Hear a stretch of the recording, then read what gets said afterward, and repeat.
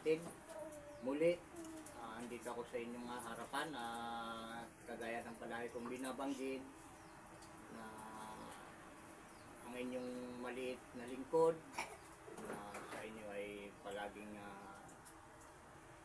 naghahatid ng tunay, mabubuting balita.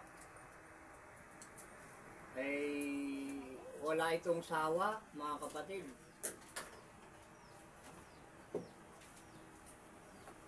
At sa mga tunay kong kapatid, ay hindi nyo ito pagsasawaan. Dahil ito ay mula sa ating Ama. Dahil ang tunay na magkakapatid, ay lahat ng ibinibigay ng kanilang Ama, ay buong pusong tinatanggap. Kagaya ng binigay sa atin ng ating Ama na ibinabahagi ko sa inyo. At ito nga mga kapatid, meron tayong mensahe ngayon kung ano ang tunay na pagkakaisa at kung ano ang tunay na kahulugan nito mga kapatid. Dahil napakadaling banggitin yung pagkakaisa, sarap pakinggan, diba? Yung pagkakaisa. Ito yung napapanahon na mensahe ngayong huling araw mga kapatid. Dito nyo malalaman kung ano ba ang kahulugan at ano ang makikita mo sa pagkakaisa, tunay na pagkakaisa mga kapatid. Dahil wala pa akong nakitang tunay na pagkakaisa na ginagawa dito sa sanglibutan mga kapatid. Ngayon, kung gusto nyo makarating sa tunay na pagkakaisa, makinig kayong mabuti. At sa inyong lahat ng mga nakikinig, mga kapatid, saan man kayo naroroon, ano man ang katayuan ninyo sa buhay, mahirap man kayo, mayaman, maputi man kayo, o ano man ang inyong kulay, maliit man kayo o malaki, ang mahalaga mga kapatid, kayo ay nakikinig at inuunawa at inyong tinutupad ang mga ipinag-uutos ng ating Ama na dito nyo lamang maririnig sa palatuntunan ito. Kaya sa inyong lahat, ang biyaya at awa ng ating Ama sa pamamagitan ng Espiritu ng kanyang panganay na anak na si Isa na ating Panginoon ng mga Panginoon at ating Hari ng mga Hari ay sumainyo ng lahat. Siya nawa at siya nawa. Siya nawa. Dito mga kapatid, ating nang sisimulan ang mensahe. Ito ay mayroon tayong dito, bali anim may pinanambiran sa atin ng ating Panginoong si Isa o Ama. Anim lang, pero marami marami tayong babasahin dito. At sana hindi tayo magahol sa oras upang parinig sa inyong lahat. Dito lang naman sa sa pagbibideo, naghahabol kami ng oras mga kapatid. Pero itong maghapon tuwing Sabado ay hindi kinukulang, kumpleto ang ating oras sa araw ng Sabado. Dahil hindi naman tayo nagbabayad sa ibang araw. Dito lang sa pagbibigay ng mensahe sa inyo mga kapatid. Ginagawa ko ito dahil ito ang utos ng ating Ama na kailangan yung ipinaalam sa akin ng ating Ama, ibahagi ko sa inyo dahil sa kaligtasan na nag-aantay sa bawat isa sa atin. At ito pa lang ang nag-iisang kaligtasan mga kapatid. Siya nawa. Kailangan nyo itong tandaan mabuti. Ito nga, yung tunay na pagkakaisa.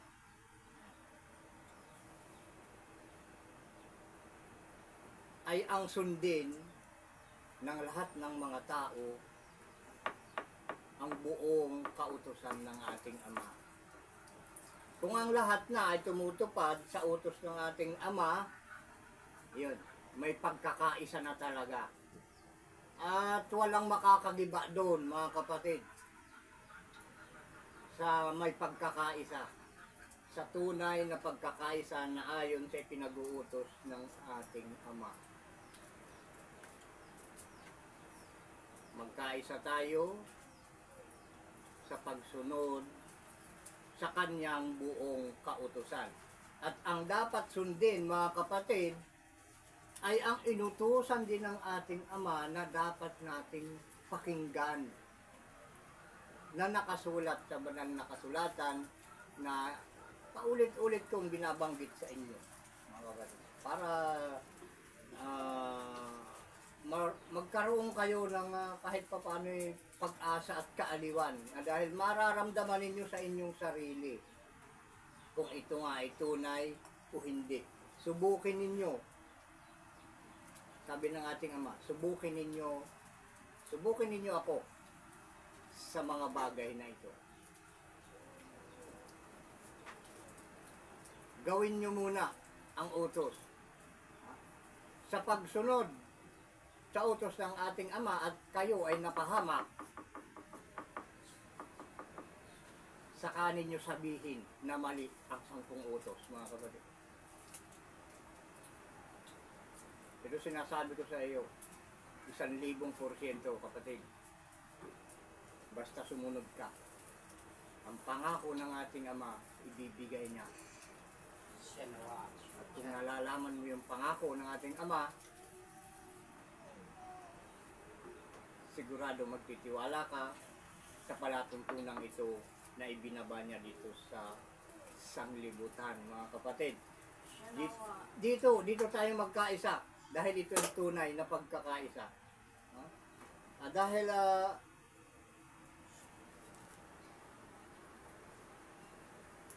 kagaya ng tao, mga kapatid, na may katawan, ibig sabihin ng pagkakaisa, marami tayo. Kailangan magkaisa, kagaya ng katawan na maraming sangkap, mga kapatid. Ang katawan natin, may mata, may bibig, may kamay, may paa. Ayun. May ilong. Ayun, may kanya-kanyang kagamitan yun, mga kapatid. At number 1 na pinaka ginagamit natin sa araw-araw ay ang ating pagsasalita at ang gawa. Yan, yung salita at gawa, yan ay kabuuan ng isang katawan. Sangkap yan ng isang katawan, mga kapatid.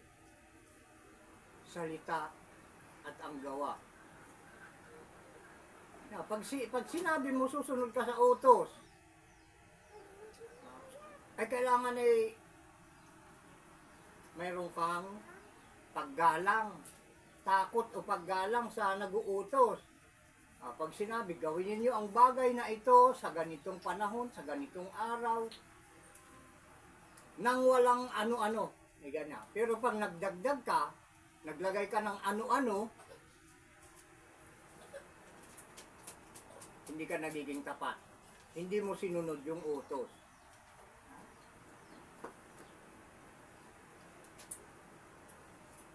Kung anong utos, yun ang gawin, mga kapatid. Huwag kang maging sinungaling, huwag kang magdadagdag, huwag kang magkakatsa ng kung ano-ano, para ikaw ay tawagin ng ating Ama na kanyang lingkod kapag ikaw ay tapat na sinusunod ang kanyang mga utos.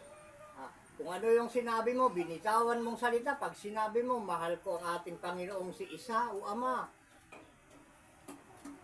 Dahil ako ay sumasamba tuwing Sabat, tuwing Sabado, ay kailangan kumplituhin mo, mga kapatid. Huwag mong dadagdagan, huwag mong babawasan. Diba? Dahil yung salita mo, sangkap yan ng katawan mo, tapos yung paggawa mo, sangkap din yan ng katawan mo. Yung paggawa, dahil ang gumagawa ay ang iyong kamay, kapatid. Ang nagsasalita ay ang iyong bibig. Ang gumagawa ay ang iyong kamay. Sinasabi mong mahal mo ang ating Ama, ang ating Panginoong si Isa o Ama, ang utos niya, huwag kang kakain ng dugo. Huwag kang kakain ng baboy, isda na may kaliskis. Diba? Siguro marami sa inyong nangingiti dyan na nakakarinig dito dahil talagang napakarami sa sanglibutan ang kumakain ng mga gano'n na pinagbabawal ng ating Ama. Pero tingnan nyo, may nananatili bang buhay sa mga nagsisikain ng gano'n, mga kapatid?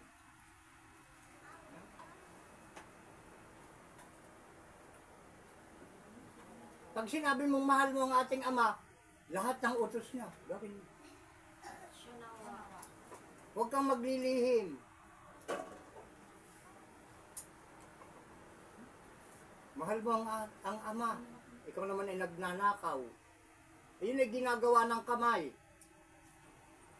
Yung bibig mo nagsasalita ng tama, pero yung kamay mo gumagawa ng mali. Nananalangin ka sa ating Ama, pero hindi ka pinakikinggan dahil yung ginagawa ng iyong kamay ay mali. Ayaw ng ating Ama. Yung panalangin ng panalangin, tama yan yung manalangin. Pero yung magsinungaling, hindi tama ko ba? Yung pagsisinungaling kasi makikita sa pamamagitan ng iyong ginagawa. At yung panalangin ay makikita sa pamamagitan ng iyong salita. Kaya pagsabayin natin, kung ano yung ating sinasalita, yun din ang ating gawin. Gawin nating magkaisa. Combine. Iisa yung salita at gawa, mga kapatid. Gawin natin ganun, sikapin natin ganun ang mangyari. Dahil kung ang sinasalita mo ay tama at ang ginagawa mo ay mali, yun ang sinasabi ng ating Ama na nagkakaroon ng baha-bahagi. Yung bibig mo, kaisa ng iyong katawan. Pero yung kamay mo, hiwalay sa iyong katawan. Dahil iba yung ginagawa. Ay ang gusto ng bibig mo, ikaw ay maging mabuti. Kaya nananalangin ka. Parang yung katawan mo ay maligtas. Pero yung kamay mo naman nagnanakaw. Gumagawa ng mga bagay na ayaw ng ating Ama. Nagkakaroon ngayon ng division. Nagkakrak, mga kapatid. Yung iyong buong katawan. Sa bawat paggawa mo ng mali, nagkakrak. Sabi sa Ilocano, agberbere, iti bagi tayo. Kada agulbod tayo, wino agtakaw tayo, wino mangan tayo, iti maiparit, nga hanga, dagiti hanga pagayatan ti Ama. Kada agaramid ka, agbere, ti baging. Kasla bantay nga, kakabsat. Parang yung bundok. Sa bawat pag-ulan o paglindol, ay nagkakrak. Yan, nagkakrak yan. Tapos pag dumating na yung bagyo, gumuguho dahil napakalakas na yung ulan, nagkakrak. Ganon din ang katawan ng tao. Sa bawat paggawa mo ng kasalanan, nagkakaroon ng crack ang iyong buong katawan. At pagdating ng parusa, guguho ka, kapatid. Papasok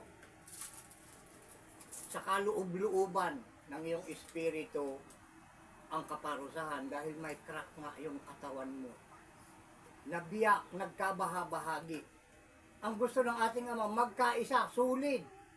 Kung anong sinasalita, ganun ang gawin. Sulid ka dun, kapatid, dahil nag-iisa ang iyong salita at ang iyong gawa. Walang division. Kaya walang makakapasok na dyablo sa iyong katawan, mga kapatid, dahil walang crack. Walang pagitan. Malinis. Yan. Diretso na malinis. Patag, mga kapatid.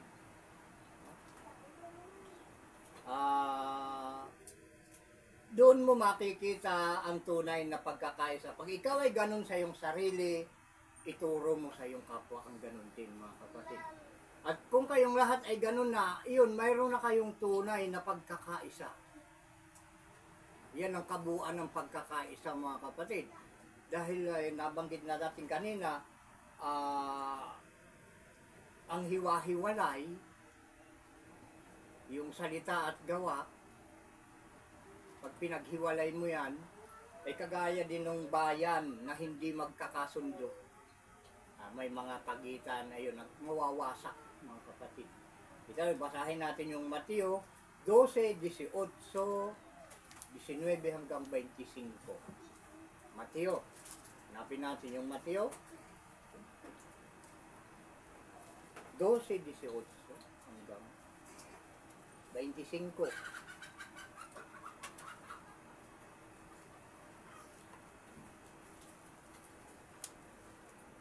Hanggang 25.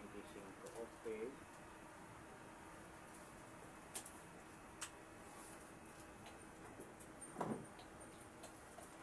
Ayan, simulan na natin dahil yung oras mga kapatid. Hindi tayo gaano magpapaliwanag ng pan ngayon. Di kagaya ng dati dahil yung oras at hindi nakakaya nitong aming cellphone mga kapatid. Dahil cellphone lang ginagamit namin dito. Ayan, Mateo 12, 18. Tama ba yung pagkaulit ko? Hanggang 25. Basahin na natin. Narito ang lingkod na aking hinirang at minamahal ko na kinalulugdan ng aking kaluluwa. Isinasa kanya ko ang aking espiritu at ihahayag niya ang paghuhukom sa mga hintil. Hindi siya makikipagtalo. Ganyan yung tunay na lingkod ng ating Panginoong Isa. Hindi nakikipagtalo. Ni sisigaw. Marami kasi yung nagtuturo ngayon na isinisigaw sa mga lansangan, kung ano-anong sinasabi nila, ay may mga dalang supot. Yung karamihan nasa palengke, mga kapatid. Pinagsisigawan kung ano yung kanilang relihiyon.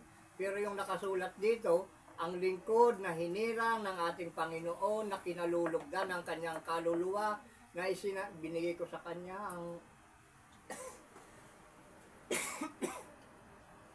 pasinggan ng mga kapatid. Talagang ganito, may umahad lang talaga. Inom muna akong tubig na may.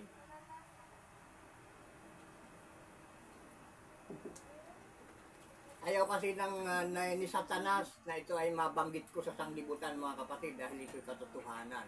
Ayaw ng diablo ng katotohanan sapagkat siya ay kasinungalingan. Siya ay nasa kasinungalingan at siya ay ama ng mga sinungaling mga kapatid. Kaya pag ako'y nagsasalita, pawang katotohanan dahil ito'y mula sa ating ama. Kaya hinahadlangan ako ng diablo. Andito siya, nakikinig palagi. Dahil kung nasa nagtitipon-tipon ng mga banal, nandun din si Satanas at nakikinig mga kapatid.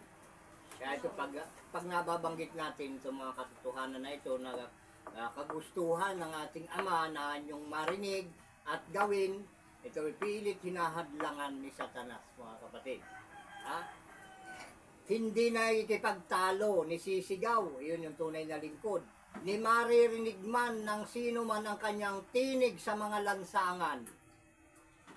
Sino ngayon nagsisigaw doon sa mga lansangan, mga kapatid? Napakarami. Ba? Ayun ay hindi lingkod ng ating ama. Dahil yung nakasulat ganito, hindi nakikipagtalo. Itong tunay na lingkod ng ating ama.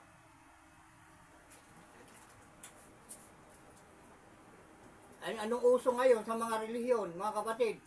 Di ba, debate? Ang debate at pagtatalo ay isa, mga kapatid. Kaya kung ikaw ay mahilig makipagdebate, mahilig ka makipagtalo, ikaw ay hindi lingkod, hindi ka hinirang ng ating ama. Hindi ka kinalulugdan ng ating ama. Wala sa iyo ang espiritu ng ating ama. Ito yung nakasulat mga kapatid. Tandaan nyo mabuti ang talata na ito. Kaya yung sino man ang itinataguyod sa pamamagitan ng pakikipag-debate ang kanilang paniniwala ay hindi sila lingkod ng ating ama dahil yun ang nakasulat mga kapatid. Ito pa, hindi niya babaliin ang tambong gapok. Hindi papatayin ang timsim na umuusok hanggang sa pagtagumpayin ang paghuhukom. Papagtagumpayin ang paghuhukom at sa kanyang pangalan at aasa sa kanyang pangalan ang mga hintil. Ano ba kapatid? Aasa doon sa kanyang pangalan ng mga hintil. Alam mo, yung ganun ang gagawin niya hanggang sa papagtagumpayin ang paghuhukom. Pero mo, hanggang sa dumating yung paghuhukom, yung lingkod ng ating Ama na yao na hindi nakikipagdebate, hindi nakikipagtalo, hindi sumisigaw sa mga lansangan, yun ay gagawin niya hanggang sa dumating yung paghuhukom, mga kapatid. Ganon yung kanyang gawain. Ngayon, sino ngayon yung mga relihiyon, mga kapatid, na mahilig makipagtalo, makipagdebate? Sinasabi ko sa inyo na inuulit, hindi sila sinugo ng ating Ama. Sana malinaw ito sa inyo. Nang magkagayoy dinala sa kanya ang isang inaalihan ng demonyo, bulag at pipi, at kanyang pinagaling. Anupat ang pipi ay nagsalita at nakakita. Pipi at bulag to. At ang buong karamihan ay nangagtaka at nangagsabi, ito kaya ang anak ni David? Datapwat nang marinig ito ng mga Pariseo ay kanilang sinabi, ang taong ito'y hindi nagpapalabas ng mga demonyo, kundi sa pamamagitan ni Beelzebub na prinsipe ng mga demonyo. At pagkaalam niya ng mga iniisip nila, ay sinabi niya sa kanila, ang bawat kahariang nagkakabahabahagi laban sa kanyang sarili ay mawawasak. Ang bawat bayan o bahay na nagkakabahabahagi laban sa kanyang sarili ay hindi mananatili. Ito yung tinutumbok natin kanina, yung start ng ating mensahe. Mawawasak yung tao na may dalawang akala o hindi umaayon sa kanyang sinasalita ang kanyang ginagawa, mga kapatid. Nagkakaroon ng bahabahagi, nagkakrak yung katawan. Yun, doon pumapasok yung kasamaan at ang pagbuho. Mawawasak, ibig sabihin nun, mamamatay, kamatayan, dahil yung pagdadasal okay, pero yung paggawa ng masama, yan ay kasalanan, at lahat ng kasalanan ay may kaparusahan, mga kapatid. Andun yung pagwasak. Pag hindi kaisa ng iyong bibig ang iyong ginagawa.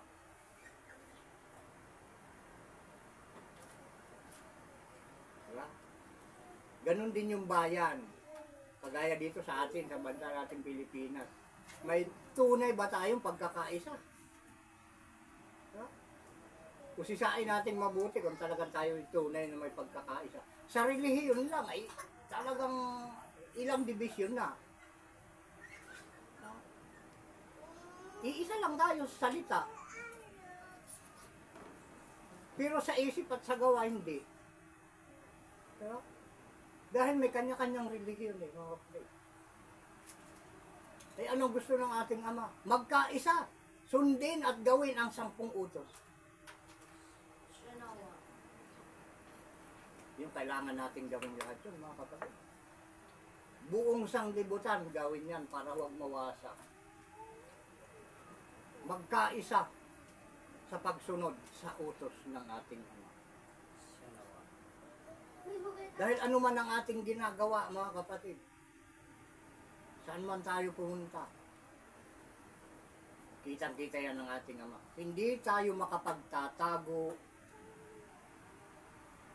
anumang klaseng kadiliman, dahil may mga klase yung kadiliman eh. Meron yung kulinglim lang, meron yung kadiliman, meron yung pusikit na kadiliman, at meron yung wagas na kadiliman, mga kapatid.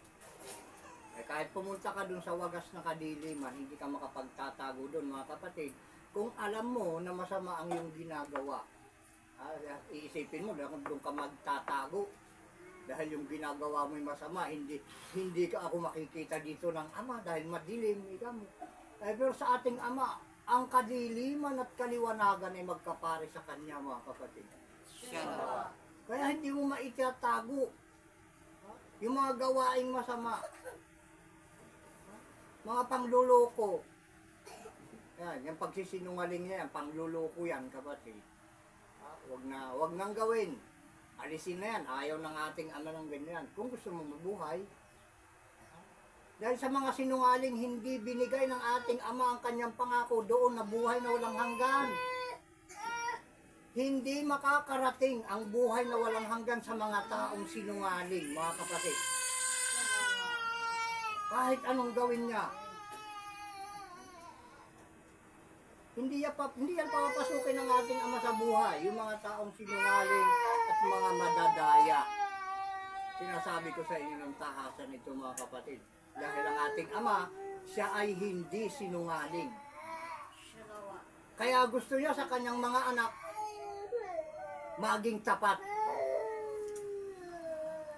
Ayaw na rin sa kanyang mga anak na sinungaling dahil ang ating Ama kailanman ay hindi nagsisinungaling. Kaya ayaw niya ng sinungaling. Gusto niya tapat. Kaya dito sa palatuntunang ito at sa paniniwalang ito na ibinigay ng ating Ama, ikaw kapatid na nakikinig, o kung ilan man kayo dyan, sinasabi ko sa inyo, napakahirap pumasok dito, mga kapatid. Dahil dito, may magulang, may kapatid, may anak na talagang hindi makakapasok. Nakasulat yan, mga kapatid.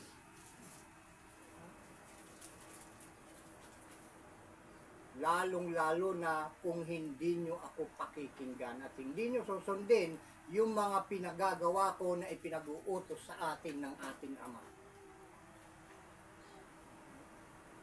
Pag hindi kayo nakinig at hindi kayo sumunod, napakalabo. Napakalabo kayong manatili dito. Dadamputin kayo ng ating Ama, itatapon nyo kayo sa malayo. Ihihiwalay kayo ng Ama dito kapag hindi kayo sumunod. Hindi ako maghihiwalay sa inyo, ang ating Ama.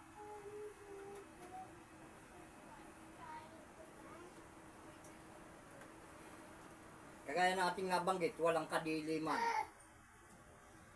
na mapagtataguan ang mga manggagawa ng kasamaan, mga kapatid. Kaya saan man tayo naroroon, kailangan palaging tama at ayon sa kalooban ng ating Ama ang ating sasabihin at mga gagawin, mga kapatid. Dahil wala tayong ibang pupuntahan. Kaligtasan o kapahamakan lamang. Pag sinunod nyo ito, kaligtasan. Naghihintay sa inyo. Pag hindi kayo naniwala dito, kapahamakan. Nakanganga. Parang malaking kuweba sa harapan mo naghihintay sa iyo.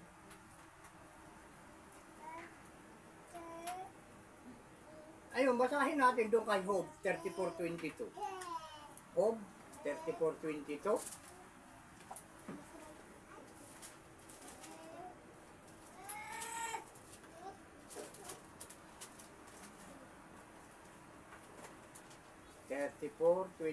ng Job. Ano? 34:22.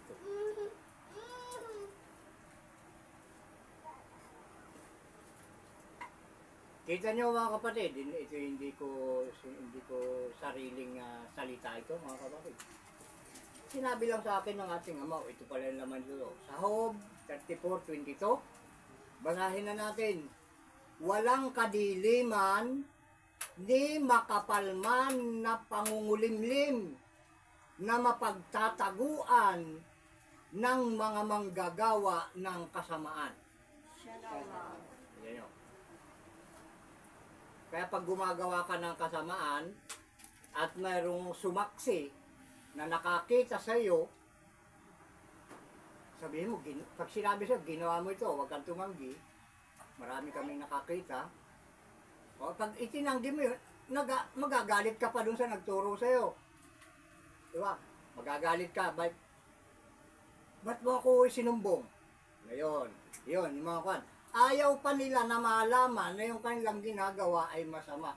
Dahil dito kasi sa atin, pinapalitan natin dito ng mabuti ang gawaing masama. Siya nawa. Siya nawa. Hindi makakapasok dito yung masama.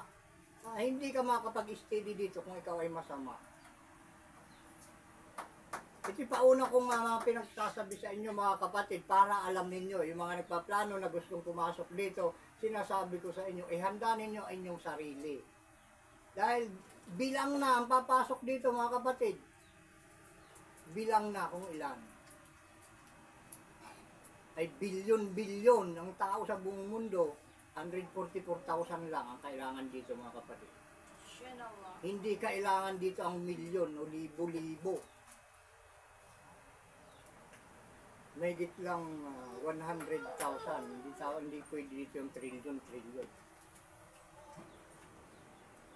Dahil dun magsisimula yung tunay na pagbabago sa 144 na yun eh. Kailangan yung tunay na pagbabago. At dito nga ito sinisimulan, ginagawa dito mga kapatid. Ha? Kasi sabi ng ating Ama sa atin, na binabago ko ang lahat ng bagay, ika niya. Ha? Lahat ng kalukuhan, kaya ang panalangin namin dito mga kapatid, malipol nawa ang mga makasalanan sa lupa at mawala nawa ang masama. Siya nawa. Ang kasalanan yung hindi pagtupad sa utos. Ang kasamaan yung paglilihim. Ay parehas yung kasalanan at kasamaan. Parehas may kaparusahan yung mga kapatid. Kaya tinatanggal dito yan. Kaya yung mga nasusumpungan dito, nalalaman na gumagawa ng kalikuan, eh, ang Ama, sinasabi ko, maawain ang ating Ama, puspos siya ng kahabagan, mapagpatawad. Basta humingi ka lang ng tawad sa ating Ama. Dahil ngayon ang panahon ng pagsisisi at pag-aalis ng kasalanan sa pamamagitan ng pagsunod sa buong kautusan mga kapatid. Siya nawa. Ang gabi at ang araw ay magkaparehas yan sa ating Ama. Kaya inuulit ko, huwag tayong magtago ng mga kasinungalingan. Andun sa awit 139:12. Yan, try natin. Awit 139:12. Nakapanalangin na tayo ito nun. Siya nawa. 139. 135, 137. O, kita nyo mga kapatid. Ando sa aklat ng mga awit. 139, 139, Kapitulo 139, versikulo 12. Ang kadiliman man ay hindi nakakukubli sa iyo, kundi ang gabi ay sumisilang na parang araw. Ang kadiliman at kaliwanagan ay magkaparis sa iyo. Ayan. Dahil siya yung lumikha nun mga kapatid. Linikha man niya yung dilim, hindi niya lilikhain kung hindi niya nakikita yung mga nakatira doon. Ha? Dahil yung kasing kadiliman mga kapatid, yung gabi ay para yan sa mga hayop sa gubat. Pag-araw sila tulog, sa gabi naman sila nagtatrabaho, naghahanap ng kanilang kakainin. Kaya binigay ng Ama yung kadiliman sa mga nakatira sa kagubatan ng mga hayop na nilikha din ng ating Ama. Ayun, yun ay para sa kanila. Gusto niyo ba tuladin yung hayop? Tao tayo mga kapatid, huwag niyo tuladin yung hayop na sa kadiliman lang kumikilos. Nagtatago sa kadiliman, gumagawa ng masama. Yung kasing paggawa ng masama, yan ay kadiliman mga kapatid. Yan ay hinalin tulad ng ating Panginoong si Isa o Ama ay isang kadiliman. Yung hinalin tulad sa kadiliman yung isang mga gawa. Isang gawa na masama mga kapatid. Mga gawain na masasama. Yan ay isang kadiliman. Kaya iniibig ng makatao yung paggawa ng masama. Dahil pagkaalam nila walang nakakita. Pero ipinaliwanag natin ngayon mga kapatid sa inyo na ang kadiliman at kaliwanagan ay parehas sa ating Ama. Kaya sa maikling salita, kita niya tayo, araw man o gabi. Siya nawa. Diba ginagamit yung kadiliman sa paggawa ng kasamaan. O, tingnan nyo, ang ating Panginoong si Isa ay yan ay liwanag. Siya ang ilaw nga ng sanglibutan kaya tinawag nga itong sinabi niya sa atin na gawin na ilaw ng sanglibutan ang bensaheng ito dahil dito magliliwanag ang inyong isipan dito mga kapatid sa ayaw mo sa hindi. Siya nawa. Liliwanag ang isipan mo rito. Magtampo ka man dito o hindi, okay lang. Importante marinig mo ito at malalaman mo kung anong klase ka. Kung anong klase kang linikha ng ating Ama pag narinig mo ang palatuntunan ito mga kapatid. Siya nawa.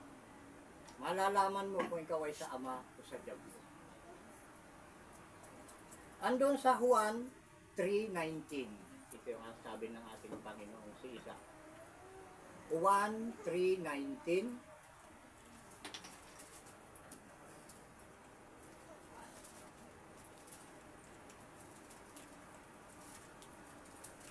Mapapansin kayo dito ngayon mga kapatid, hindi gaanong pa ngayon, mahaba yung paliwanag.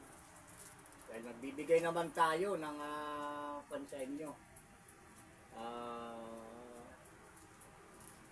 Kapunuan sa inyong pakikinig. Kung kulang, mayroon kayong hindi naabot na naunawaan, magtanong na lang kayo. Dahil dito may mga number kami dito sa mensahe na ito mga kapatid. Kita nyo yung ating mababasa sa Juan 3:19. Ang ating kung tayo di nagkakamali sa walang nabanggit. Siya nawa. Kita nyo, basahin natin mabuti. Pakinggan nyo mabuti mga kapatid. At ito ang kahatulan, na naparito ang ilaw sa sanglibutan at iniibig pa ng mga tao ang kadiliman kaysa ilaw, sapagkat masasama ang kanilang mga gawa. Siya nawa. Siya nawa. Kita nyo, yung paggawa ng masama ay kadiliman. Nabanggit natin kanina to na yung paggawa ng kasamaan, masasamang gawa, ay walang pinagkaiba sa kadiliman. Kaya ito, uulitin natin sinasabi at babasahin. Ito daw yung kahatulan na naparito ang ilaw sa sanglibutan at iniibig pa ng mga tao ang kadiliman kaysa ilaw sapagkat masama ang kanilang mga gawa. Ngayon mga kapatid, andito nga yung ilaw ng sanglibutan. Itong programang ito. Kaya kung ang ating Panginoong si Isa ang inyong iniibig, maniniwala kayo at susunod kayo dito. Siya nawa. Dahil ito ang ilaw ng sanglibutan. Pag hindi kayo naniwala dito, kadiliman na ang kinaroroonan nyo. Sabihin nyo, ang yabang nito. Pag hindi daw nakidig dito, kadiliman ang kinaroroonan. Tunay, mga kapatid. Dahil ang ilaw ng sanglibutan ay yung makita at sundan natin ang 10 utos, mga kapatid. Siya nawa. At dito nyo lang yun malalaman. At dito nyo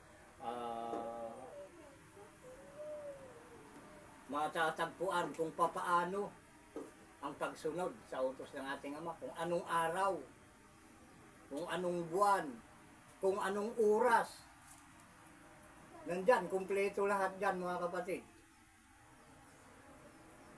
Dahil sa bawat panahon kasi mga kapatid, mayroon niyang mga itinakdang minuto, oras, araw, buwan, taon. May itinakda talaga ang ating Ama tungkol sa pagtupad at pagsunod ng kanyang mga utos. May mga paraan, yan, lahat dapat alam natin. At dito mo matatagpuan yung kaalaman na yun mga kapatid.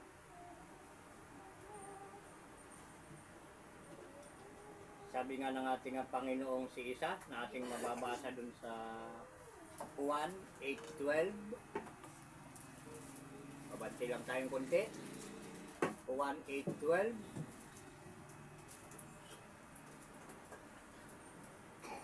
Ayan.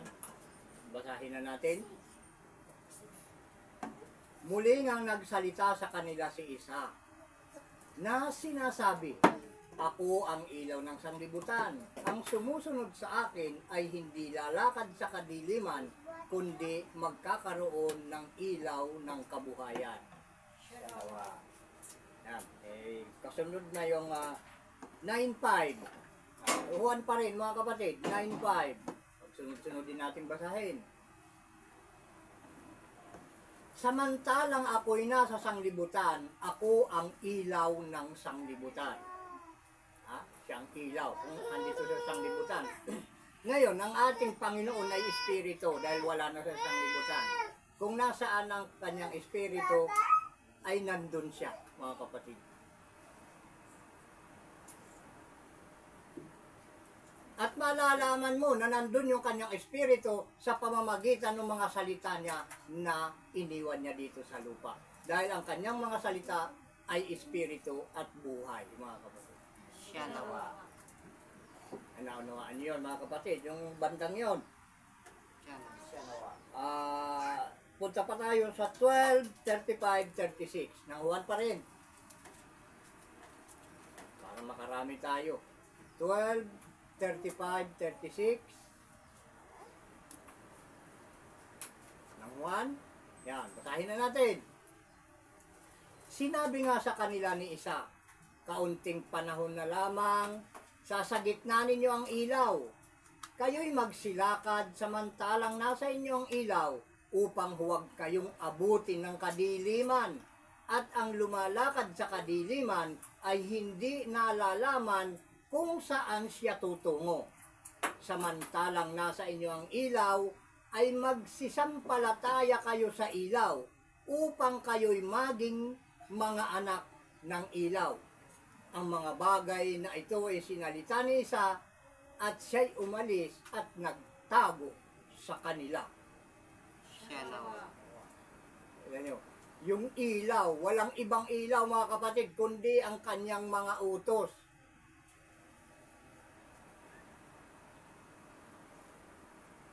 Yung utos ay nagmula sa ating Ama. Ibinigay sa kanyang panganay na anak. At yung kanyang panganay na anak ngayon ay may sinugo ang Ama na inaalalayan ng kanyang panganay na anak dito sa huling araw, mga kapatid, sa pamamagitan ng kanyang Espiritu Santo, na walang iba kung hindi ang nagsasalita ngayon sa harapan ninyo, mga kapatid. Siya nawa. Palagi kong inuulit-ulit na binabanggit ito sa inyo. Para sa pagdating ng parusa ng ating Ama, sinasabi ko na naman ito sa inyo, na huwag ninyo silang sisisihin.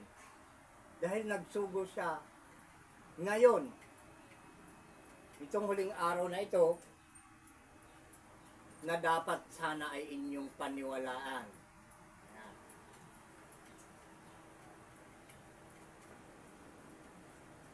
Alisin na natin yung pagmamatigas ng ating ulo. Andun pa sa 12:46 hanggang 50. 12:46 hanggang 50.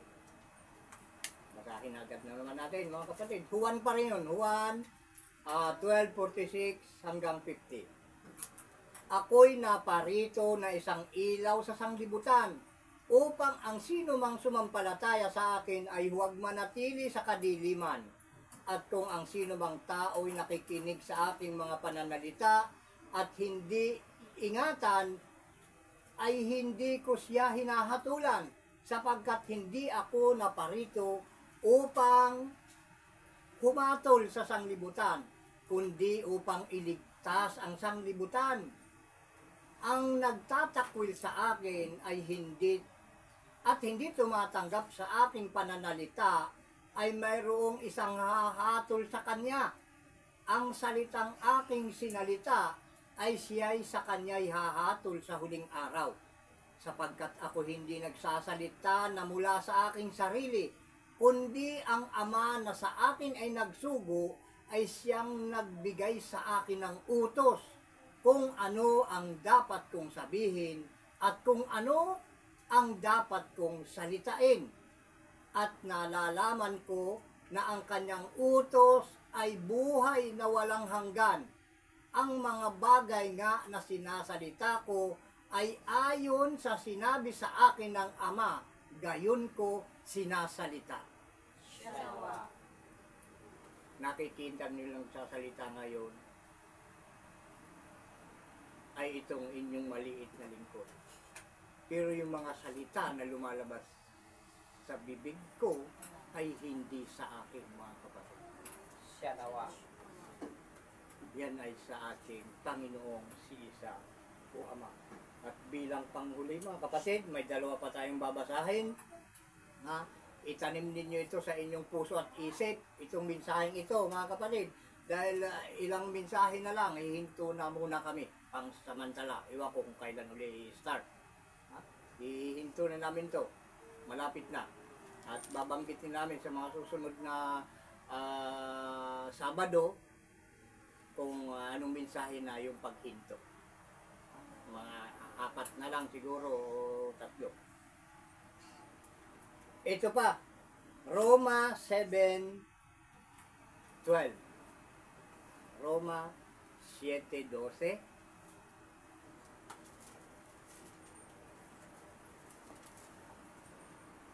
Ito, nakuha ko na agad, mga kapatid.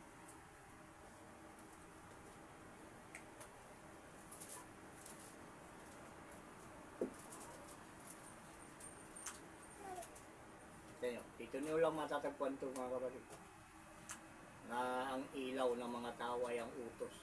Yan ang nagpapabanal sa tao. Yung utos, mga kapatid.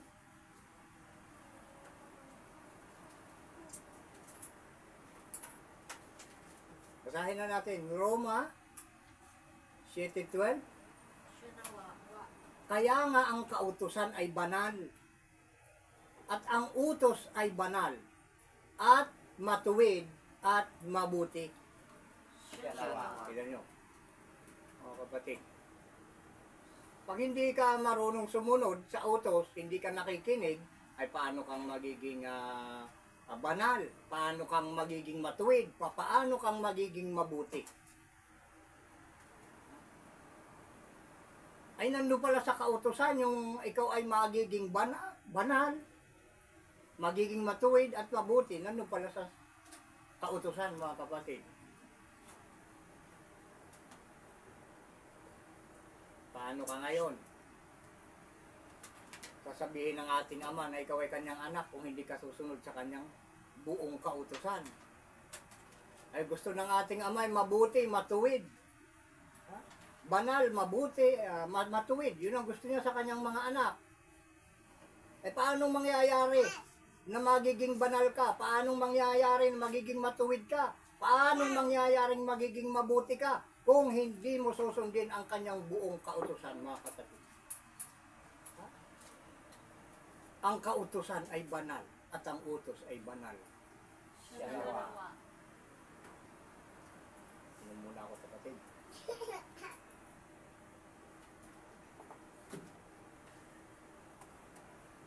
Doon nagaganap ang pagkakaisa.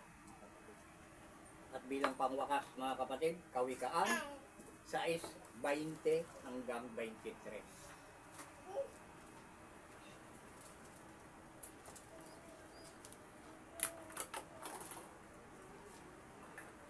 Sais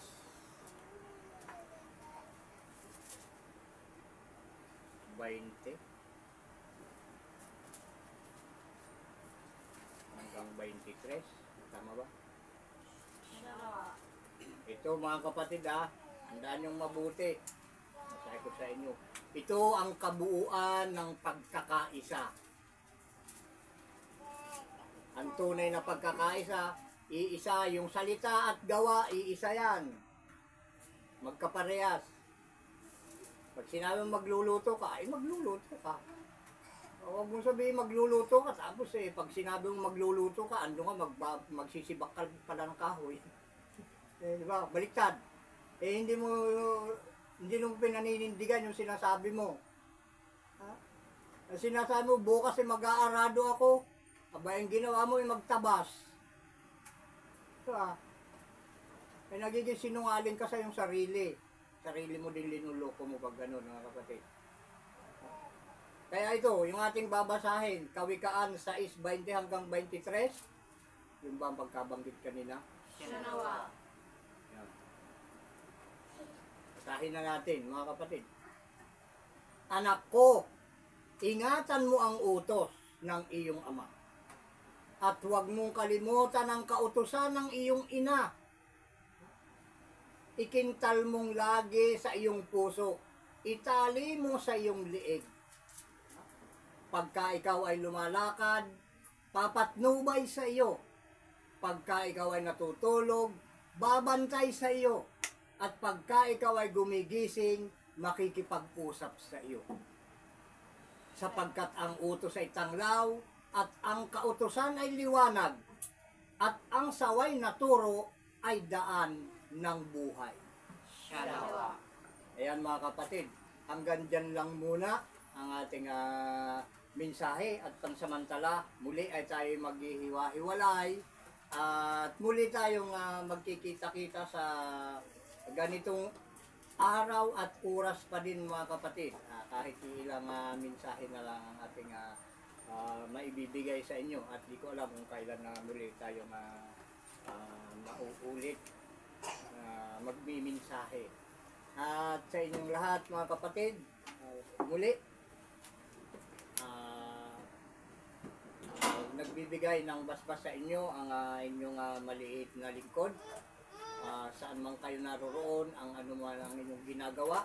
Ang unang-una kay Rodessa Pastor Litana, kay Laina Pastor Litana, at kay G. Maris Kakatyan, at lalong-lalo na kay Florida Pastor Helinman at ang kanyang pamilya. Ang biyaya at awa ng ating Ama sa pamamagitan ng Espiritu ng kanyang panganay na anak na si Isa na ating Panginoon ng mga Panginoon at ating Hari ng mga Hari ay sumainyo nawang lahat. Siya nawa at siya nawa. Siya nawa. Ayan mga kapatid, at ayan, pakinggan nyo, panuorin ang magpapatutuo mga kapatid.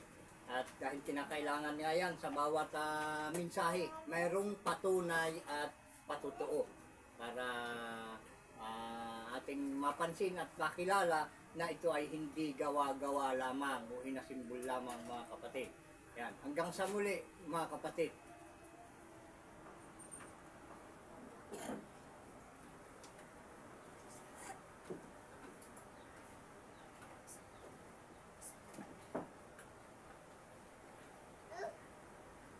Taas natin ang ating tanong. Sabay-sabay tayong magpapatutuo. Kami po ay nagpapatotoo at sumasaksi na ang lahat ng mga salita na inyong narinig ay pawang katotohanan at pawang galing sa banal na kasulatan na mula sa bibig ng Sama ng Panginoon na si Isa na anak ng tao na sinugo ngayong huling araw na ang mga salitang lumabas sa kanyang bibig na sinugo ng ating Ama na sa atin ay lumikha at lumikha ng mga bagay na nakikita at hindi nakikita. Siya nawa at siya nawa.